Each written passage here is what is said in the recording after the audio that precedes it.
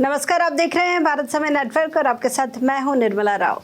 भारत और कनाडा के बीच कूटनीतिक रिश्तों में एक बार फिर से खटास आ गई है। कनाडा की ट्रूडो सरकार द्वारा भारतीय राजनयिकों पर लगाए गए झूठे और बेबुनियाद आरोपों के बाद भारत ने कनाडा में उन पर बढ़ते खतरे को देखते हुए अपने उच्चायुक्त और अन्य राजनयिकों को वापस बुलाने का बड़ा कदम उठाया है। आइए जानते हैं इस मामले की पूरी रिपोर्ट। भारत और कनाडा के बीच हालात और ज्यादा तनावपूर्ण हो गए हैं। हाल ही में कनाडा के प्रधानमंत्री जस्टिन ट्रूडो ने भारतीय उच्चायुक्त संजय कुमार वर्मा और अन्य भारतीय राजनयिकों पर खालिस्तानी आतंकी हरदीप सिंह निज्जर की हत्या में शामिल होने का आरोप लगाया, लेकिन भारत ने इन सभी आरोपों को बेबुनियाद और हास्यास्पद बताया है। भारत ने तुरंत कदम उठाते हुए कनाडा से अपने उच्चायुक्त और अन्य चिन्हित अधिकारियों को वापस बुला लिया है। साथ ही 6 कनाडाई राजनयिकों को भी भारत से निष्कासित कर दिया गया है। विदेश मंत्रालय ने बताया कि कनाडा में भारतीय राजनयिकों की सुरक्षा पर गंभीर खतरा मंडरा रहा है। यह फैसला तब लिया गया जब कनाडा की ओर से बार-बार खालिस्तानी गतिविधियों पर ढिलाई बरतने और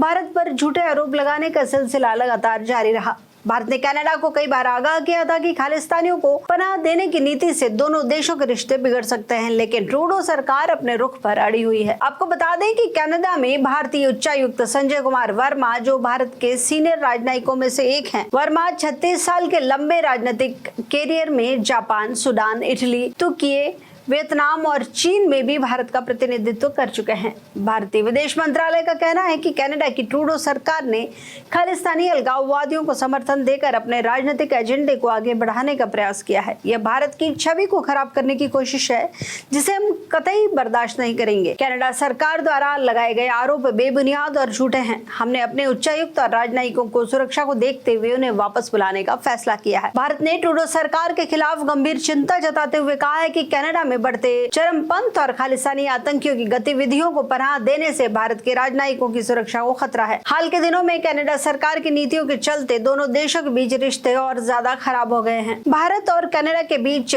कूटनीतिक तनाव बढ़ता जा रहा है और अब ये संकट गंभीर हो चुका है, लेकिन इसके साथ ही ये भी साफ हो चुका है कि भारत अपनी सुरक्षा और संप्रभुता पर कोई समझौता नहीं करेगा। लेकिन ये भी देखना होगा कि कनाडा इस पर क्या प्रतिक्रिया करता है और क्या ये विवाद और बढ़ेगा। इस सवाल के जवाब के लिए आप जुड़े रहिए भारत समय नेटवर्क के साथ, जहां हम सबसे पहले आपको जानकारी देंगे। तो फिलहाल और इसी तरह की अन्य खबरों के लिए आप जुड़े रहिए भारत समय नेटवर्क के साथ। नमस्कार।